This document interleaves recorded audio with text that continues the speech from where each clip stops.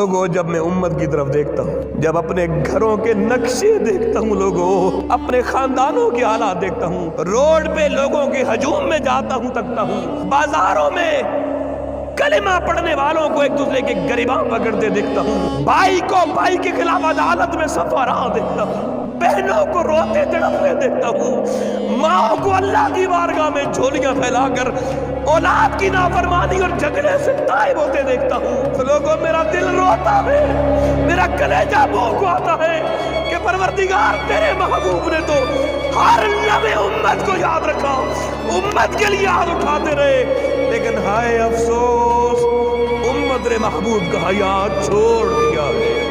لوگوں میں ہاتھ جوڑ کے دست بدست آپ کی خدمت میں گزارش کروں گا، اگر یہ جملہ جو مجھے تڑپا رہا ہے، میں کہتا ہوں آپ بھی یہ جملہ سن کے تڑپ اٹھے اور اس کو پیغام بنانے زندگی کا، قیامت کو ورنہ محبوب خدا کہیں گے یار میں نے تمہارے لیے سب کچھ مانگا،